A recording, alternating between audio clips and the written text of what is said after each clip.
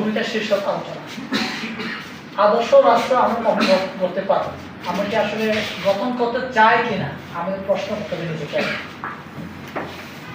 আমরা যদি আদর্শ রাষ্ট্র প্রতিষ্ঠা গঠন করতে চাই, আমি যদি মনে করি আমি আল্লাহকে বিশ্বাস করি, যদি মনে করেন বা মনে করি, তাহলে মানব মাত্রই আল্লাহ সৃষ্টি। তাহলে এখানে হিন্দুকে, বুদ্ধকে, খ্রিস্টানকে কিংবা মুসলমানকে এই পার্থক্য তো আমাদের করার কোনো দরকার আসতেছে না। কারণ আমি এক আল্লাহকে বিশ্বাস করি, সে আল্লাহ সৃষ্টি আমি, তাই না? একটা বাগানে অনেক ধরনের ফুল থাকে, শাপলা, আপনার গোলাপ ফুল থাকে, গাঁদা ফুল থাকে, চাপা ফুল থাকে, অনেক ধরনের ফুল থাকে। এখন যিনি সৃষ্টি করেছেন উনি একমাত্র জানেন যে একটা বাগানে এতগুলো ফুল কেন বাঁধবেন। আমাদেরও ঠিক এইরকম যে হয়তোবা আল্লাহর কোনো ইচ্ছা আছে যার কেন এতগুলো ধর্ম তিনি আমাদের মাঝে দিয়েছেন। এখন আমাকে তো আল্লাহ খ্রিস্টান পরিবারে জন্মগ্রহণ করিয়েছেন, আপনাকে ইসলাম ধর্মের পরিবারে জন্মগ্রহণ করিয়েছেন। আমাকে তো পারতেন যে ইসলাম ধর্মের একটা পরিবারের জন্মগ্রহণ করাতে, পারতেন না? তাও নিশ্চয়ই আমার মাধ্যমে তার কিছু পরিকল্পনা আছে। যাক, আমি এ বিষয়ে গেলাম না, পরবর্তীতে আমি মূল টপিকে চলে যাচ্ছি। আমাদের বাংলাদেশে মুসলমানে বিভক্ত। জামাত ইসলাম, আপনার, আমি কিছু মনে করবেন না, ওপেনলি একটু আলোচনা করছি, যেহেতু আমরা আগামীতে আদর্শ রাষ্ট্র আমরা গঠন করতে চাই। আমেরিকা যে দলগুলো ক্ষমতায় আছেন, এই দলগুলা তাদের আপনার গঠনতন্ত্রগুলো গিয়ে দেখেন, ওদের ধর্মের অনুসারী গঠনতন্ত্র। আমার বাংলাদেশে ইসলামিক দলগুলো যদি ক্ষমতায় আসে তা আমার সমস্যা হয়, কিন্তু আমাকে আপনাকে বোঝানো হয় পশ্চিমা রাষ্ট্রগুলো যে ইসলামিক রাষ্ট্র গঠন হলে আপনি শান্তিতে থাকতে পারবেন না। এখন অনেক হুজুর, আপনার অনেক বক্তা বিভিন্ন জায়গায় ওয়াজে বলেন আমরা হিন্দু মন্দির পাহারা দিব কেন? ওরা তো আমাদের মন্দির পাহারা দেয় না, আমাদের মসজিদ পাহারা দেয় না।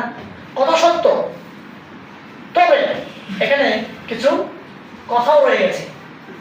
আমরা তো নিরাপত্তা নিশ্চিত করতে পারি না। আপনারা যখন ঈদুল আজহা বা ঈদুল ফিতর পালন করেন, ঠিক ওই মুহূর্তে আমরা তো গিয়ে পাহাড় দেই না, কারণ আমরা মনে করি না আপনাদেরকে পাহাড় দিতে হবে। ঠিক আমাদের মনে এটা আসে যে না, আমরা নিরাপত্তার সহিত আমরা আমাদের ধর্মীয় রীতিগুলো আমরা পালন করতে পারবো। এই জায়গায় যদি আমরা এনশিওর করতে পারি, তাহলে আমি মনে করি আমরা আমাদের যে আদর্শিক রাষ্ট্র, এই রাষ্ট্র গঠনের দিকে আমরা এগিয়ে যেতে পারবো। কিছুক্ষণ আগে বেশ কয়েকজন বক্তা বলে গেলেন উপজাতি। এই যে পার্বত্য চট্টগ্রামে আমরা যারা আছি, সরকার আমাদেরকে উপজাতি বানিয়ে দিয়েছে। এখন পার্বত্য চট্টগ্রামে যে সকল বাঙালি জনগোষ্ঠী রয়েছে তাদেরকে বলা হয় অ-উপজাতি। ডিকশনারিতে উপজাতি আছে, কিন্তু ডিকশনারিতে অ-উপজাতি নাই। পার্বত্য চট্টগ্রাম কি বাংলাদেশের বাইরে? না, বাংলাদেশের বাইরে না। তাহলে ৭১ সালে আমরা সবাই মিলে যুদ্ধ করলাম, যা হোক, এটা নিয়ে বিতর্ক আছে। যুদ্ধ করেছি, স্বাধীন করেছি, বাংলাদেশ নামক রাষ্ট্র গঠন করেছি। এই বাংলাদেশ নামক রাষ্ট্রে বাংলাদেশের ৬৪ জেলা, এই ৬৪ জেলার মধ্যে ৬১ জেলা একটা আইন আর ৩টা জেলা একটা। কেন? এই বিষয় নিয়ে আমরা তো কেউ আলোচনা করি না। এটা নিয়ে আমাদের আলোচনা করা উচিত, কারণ সমতলে ভূমি সিস্টেম একটা, পার্বত্য চট্টগ্রাম ভূমি সিস্টেম একটা। আমরা এখানে রাজার কথাই চলি। কেন? সমতলে কি রাজা আছে? সমতলে কি হেডম্যান আছে, কারবারে আছে? আমরা পাহাড়ে থাকবে কেন? আমার ভূমি আমার নামে থাকবে। এই আইনগুলো যদি এগুলো যদি আমরা আলোচনা করতে পারি, তাহলে আদর্শিক রাষ্ট্র গঠনে আমরা অনেক দূর এগিয়ে যেতে পারবো। কারণ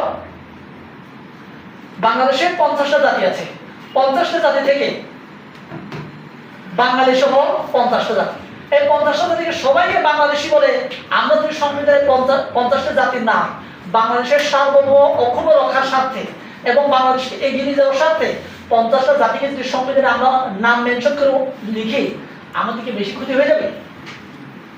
আমি মনে করি আমাদের বেশি ক্ষতি হবে না, বরঞ্চ আমাদেরকে নিয়ে যারা ষড়যন্ত্র করছে পশ্চিমা রাষ্ট্র থেকে শুরু করে আপনার আমাদের পার্শ্ববর্তী রাষ্ট্র এই যে ভারত, মায়ানমার আমাদের কিন্তু ষড়যন্ত্র করছে।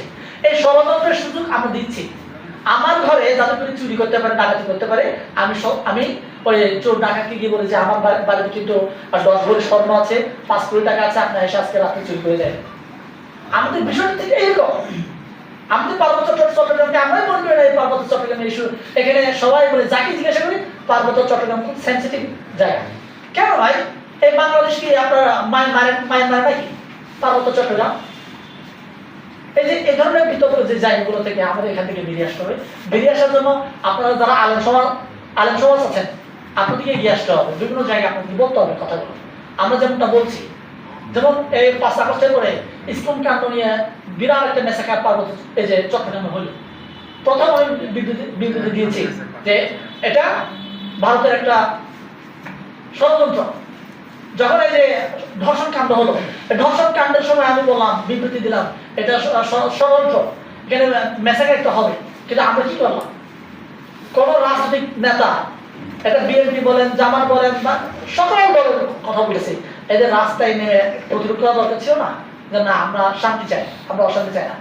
আপনি তো নির্বাচন আসলে আপনি ঘরে দুয়ারে দুয়ারে সম্প্রীতির গান গাইবেন, কিন্তু এই সম্প্রীতির যে গান গাইবেন আপনাকে তো এখন থেকে গাইতে হবে। এখন থেকে গাইতে হবে। আমরা যদি না গাই তাহলে আমরা গাইতে পারবো না। ইসলাম বলে শান্তির ধর্ম, এটা শান্তি।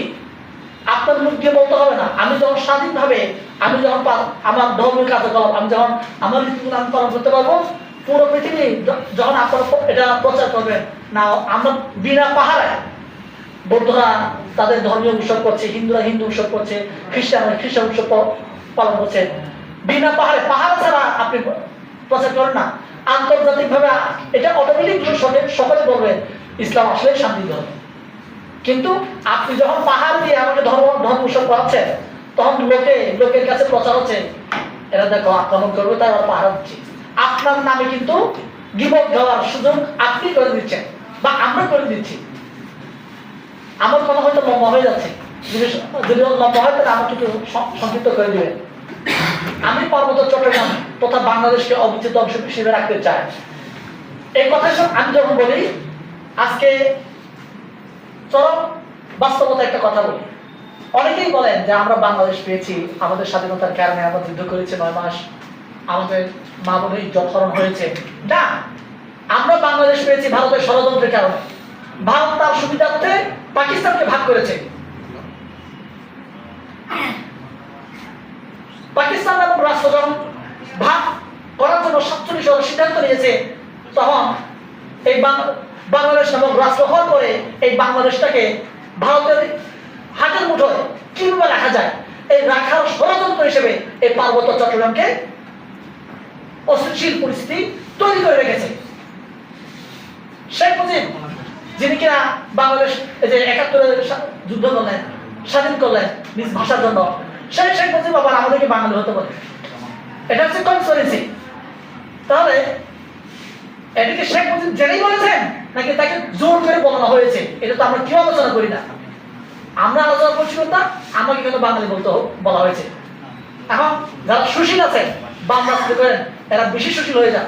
আর আমার পরিচয় নির্ধারণ করেন এরা, আমি কোন জাতি, আমি চাকমা কিনা, আমি উপজাতি কিনা, আমি আদিবাসী কিনা, আমি পাহাড়ি কিনা, এই সিদ্ধান্ত নিব আমি।